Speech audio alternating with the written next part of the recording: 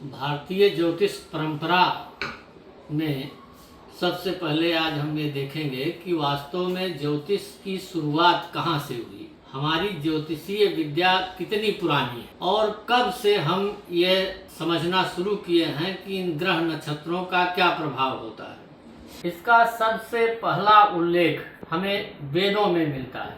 हम जानते हैं कि भारतीय ऋषियों को सर्वप्रथम तल्लीन अवस्था में, ध्यानावस्था में इन्हें कुछ ज्ञान प्राप्त हुआ, अनुभव प्राप्त हुआ, अनुभूति प्राप्त हुई, या यह कहा जा सकता है कि ऋषियों ने कुछ चीज़ें अपनी ध्यानावस्था में सुना और जो कुछ सुना उन्हीं से आगे चलकर वेद बने हैं।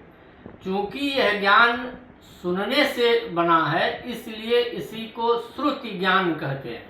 श्रुति पूरी तरह कहीं लिखा हुआ नहीं था, ये हमारी ऋषि परंपरा से एक ऋषि को जब यह अनुभव हुआ तो उसने अपने शिष्यों को, दूसरे ऋषियों को और फिर उसके बाद अन्य ऋषियों को आगे तक देते चले गए और इसी को हम श्रुति कहते हैं। श्रुति ज्ञान है।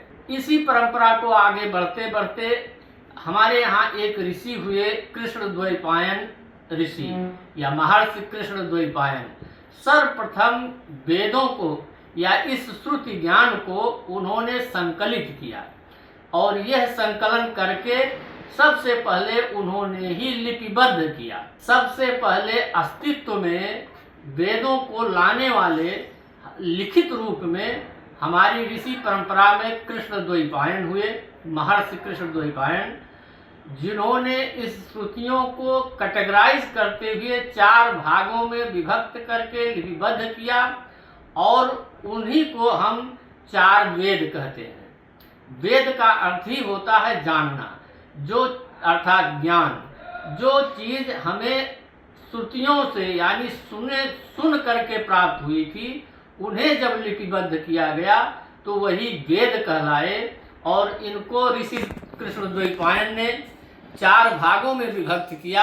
इसलिए ये 4 वेद बने, जिसमें से पहला वेद ऋग्वेद, दूसरा यजुर्वेद, तीसरा सामवेद और चौथा अथर्ववेद कहलाया। यह कार्य लिपिबद्ध करने का सर्वप्रथम कृष्णद्वैपायन ने जानकारी के जो प्राप्त होती है उसके अनुसार आज से लगभग 5000 वर्ष पूर्व किया था। इसलिए यदि हम कहें कि हमारे वेद 5000 वर्ष पुराने हैं, एक ये कहा जा सकता है। दूसरा, ये हम कभी नहीं कह सकते कि ये कितना पुराना है। हम ये कह सकते हैं कि ये अनादि है, अनंत है, क्योंकि ये अपौरुषेय है, ईश्वरीय ज्ञान है और इसलिए इसके पुराने होने की कोई सीमा नहीं है। जहाँ तक इसे लिपिबद्ध होने का प्रश्न है तो सर्वप्रथम लिपिबद्ध होकर के जब यह अस्तित्व में आया तो आज से लगभग 5000 वर्ष पूर्व का समय था। और चूंकि महर्षि कृष्णद्वैपायन ने इनको लिपिबद्ध किया, ये इस ज्ञान को लिपिबद्ध किया। वेद का अर्थ होता है ज्ञान, विद धातु से बना है, तो इसीलिए महर्षि कृष्णद्वैपायन को वेद व्यास के नाम से जाना जाता है। व्यास का मतलब ही आप समझते हैं कि प्रवचन करता या जो चीज़ें बात करके, बोल करके दिखाई जाती है, प्रदर्शित की जाती हैं। तो इस ऋषि ज्ञान की परंपरा को, श्रुति ज्ञान की परंपरा को सर्वप्रथम लिपिबद्ध करने वाले, दिखाने वाले, लोगों तक पहुंचाने वाले महर्षि कृष्णद्वैपायन थे और उन्हीं को वेदों को लिपिबद्ध करने के कारण आगे चल करके वेद व्यास कहा गया और इन्हीं वेद व्यास ने और आगे चल करके पुराणों की रचना की, महाभारत की रचना की। अष्टादश पुराणेषु व्यासस्य वचनद्वयं परोपकारः पुण्याय पापाय परपीडनम, इस मैंने अष्टादश पुराण उसमें है। महाभारत की यही इन्होंने ही रचना की। तो सर्वप्रथम जब इन्होंने श्रुति ज्ञान को विभाजित करके 4 जगह संकलित किया तो उसमें से पहला संकलन इनका ऋग्वेद कहलाया। इसी ऋग्वेद में सर्वप्रथम हमें ज्योतिषीय उल्लेख प्राप्त होता है। ऋग्वेद जो है ये कुल 1028 सूक्तों में विभक्त है, 10 मंडलों में विभक्त है और कुल 10,552 इसमें ऋचाएँ हैं या मंत्र हैं। इसमें जो लिखा हुआ है, जो श्लोक लिखे गए हैं, उन्हीं को मंत्र कहते हैं, क्योंकि यह है कि ऋषियों मंत्र द्रष्टारा है। ये कथन बहुत प्रसिद्ध है कि मंत्रों के दृष्टा ऋषि थे, यानी यही ज्ञान जो है श्रुति ज्ञान था और उसी की व्याख्या करते हुए संकलित करके जो ज्ञान लोगों तक पहुंचा वो वेद कहलाया। और इस वेद में प्रथम वेद ऋग्वेद कहा गया और इस ऋग्वेद को 10 मंडल में और इसी ऋग्वेद के 164वें सूक्त में ज्योतिष का सर्वप्रथम उल्लेख मिलता है। इसी ऋग्वेद में ही सर्वप्रथम ब्रह्म, जीव, देवताओं की स्तुति या देवताओं का उल्लेख हमें मिलता है। इसी में ही हमको ये प्राप्त होता है कि सर्वम खलु इदं ब्रह्म, प्रज्ञानम ब्रह्म, अयम आत्मा ब्रह्म। इन महावाक्यों का प्रयोग इसी ऋग्वेद में मिलता है। और इसके 46वें सूक्त में एकम सद विप्राह बहुधा वदंती। और हम सभी लोग ये जानते हैं, हम लोगों ने देखा भी है कि जो हमारे आचार्य पंडित जी लोग होते हैं, वो जब कोई कथा किसी शुभ कार्य का श्री गणेश करते हैं, कराते हैं, जब कहीं शादी विवाह कराते हैं, तो सर्वप्रथम इसी ऋग्वेद के 164वें सूक्त के अध्याय विश्व देवा सूक्त में जो मंत्र दिए गए हैं उनका उच्चारण करते हैं। आनो भद्राः क्रतौ यन्तु जीवसे अदब्धासाः परीतासा उद्भिदा। और आगे चल करके स्वस्ति नः इंद्रो बृहस्पतिर्वाः, स्वस्ति नः पूषा विश्ववेदाः, स्वस्ति नस्तार्क्ष्यो वरिष्ठनेमि, स्वस्ति नो बृहस्पतिर्ददातु।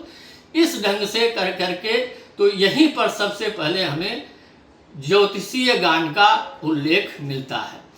अब इसको और अधिक समझने के लिए इसके बाद आगे इस परंपरा बढ़ते हुए इन्हीं जो मंत्र थे वेदों में, उन्हीं को समझने के लिए, उनको समझाने के लिए, उनके शुद्ध उच्चारण और वैदिक अनुष्ठान या वैज्ञानिक तरीके से इसका अध्ययन करने के लिए आगे के ऋषियों मुनियों ने इसके सहायक ग्रंथों की रचना की, जिससे इनको समझा जा सके। और इन सहायक ग्रंथों में 6 ग्रंथ महत्वपूर्ण हैं और इन्हीं 6 ग्रंथों को सहायक, इनको पढ़ने में, समझने में, इनकी सहायता करने के लिए, इनको समझने की में सहायक होने के लिए इन्हें सहायक अंग कहा जाता है। और इन्हीं सहायक अंगों को 6 वेदांग के नाम से जाना जाता है। 6 वेदांग कौन कौन से हैं? इसमें से पहला है शिक्षा। शिक्षा के अंतर्गत इन्हीं मंत्रों का शुद्ध उच्चारण और ध्वनि शास्त्र का वर्णन किया गया है। यहाँ शिक्षा का मतलब एजुकेशन नहीं है, ये फोनेटिक्स के नाम से जान कह सकते हैं, समझ सकते हैं इसे, जिसमें शुद्ध उच्चारण और ध्वनि शास्त्र का अध्ययन किया जाता है। यह हमारे ऋषि पाणिनि ऋषि ने इस शिक्षा की रचना की, जिसे पाणिनीय शिक्षा के नाम से ये ग्रंथ मशहूर है। और उसके बाद पहले वेदांग शिक्षा के बाद दूसरा वेदांग है कल्प। कल्प को रिचुअल्स के नाम से जाना जाता है। इसके अंतर्गत वैदिक यज्ञों, अनुष्ठानों और दैनिक जीवन के नियमों का उल्लेख किया गया है। दैनिक जीवन के नियमों का मतलब हुआ कि हमें दैनिक जीवन में क्या करना चाहिए, क्या नहीं करना चाहिए। जैसे आगे चल करके एक श्लोक मिलता है कि आर्द्रपादस्तु भुंजित नार्द्रपादस्तु संविशेत, आर्द्रपादस्तु भुंजानो दीर्घम आयुम आपनुयात। आर्द्र का मतलब होता है गीला, आर्द्रपादस्तु भुंजित, पाद का मतलब पैर, पैर गीला करके भोजन करना चाहिए, अर्थात पैर धोकर भोजन करना चाहिए। न आर्द्र पादस्तु संविशेत, पैर गीला करके सोना नहीं चाहिए, यानी पैर धो के शयन नहीं करना चाहिए। और आर्द्र पादस्तु भुंजित दीर्घम आयुम आपनुयात, पैर गीला करके भोजन करने से, यानी पैर धोकर भोजन करने से मनुष्य लंबी आयु को प्राप्त होता है। तो इन सब तरह के दैनिक जीवन के नियम हमारे कल्प के अंतर्गत बताए गए और इसे ही दूसरा वेदांग कहते हैं। और इस कल्प की रचना महर्षि बौधायन, आपस्तंभ और भरद्वाज जैसे ऋषियों ने मिल करके किया। इसके अनेक ऋषि हैं इसके अंतर्गत। और तीसरा वेदांग है हमारा व्याकरण। व्याकरण सबसे महत्वपूर्ण वेदांग है और व्याकरण की रचना महर्षि पाणिनि ने अष्टाध्यायी के नाम से जो ग्रंथ लिखा उसमें किया है। इसके अंतर्गत शब्दों की उत्पत्ति, शब्दों की बनावट और उनके अर्थों को स्पष्ट किया गया है। इसका सबसे महत्वपूर्ण ग्रंथ अष्टाध्यायी है जिसके रचयिता महर्षि पाणिनि हैं। और चौथा वेदांग है निरुक्त। निरुक्त के अंतर्गत कठिन और दुर्लभ वैदिक मंत्रों में उल्लिखित शब्दों की व्युत्पत्ति बताई गई है और इसके मूल रचयिता महर्षि यास्क माने जाते हैं और उनका मतलब निरुक्त की रचना ही महर्षि यास्क ने की है। पांचवा वेदांग है छंद। इसके अंतर्गत वेदों में प्रयुक्त मंत्रों या ऋचाओं के लय, मात्रा और उनके ताल की व्याख्या की गई है।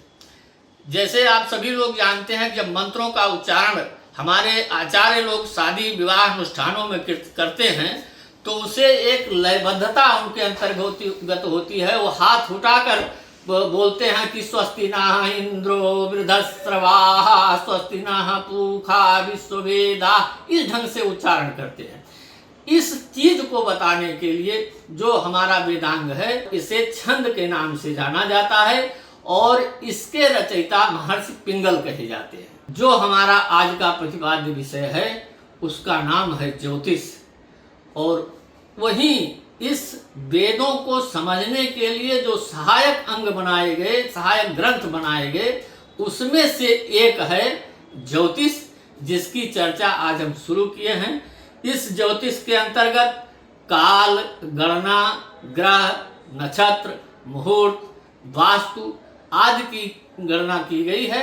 और इसके बाद इसका सर्वप्रमुख ग्रंथ लगध, महर्षि लगध द्वारा लिखा गया है जिसे वेदांग ज्योतिष के नाम से जाना जाता है। आज बस इतना ही। इसके आगे हम लोग ज्योतिष के अर्थ क्या है, ज्योतिष का के अन्य प्रतिपाद्य विषय क्या हैं, मूल रूप से अब हम केवल ज्योतिष को आगे बढ़ाएंगे। आज बस इतना ही।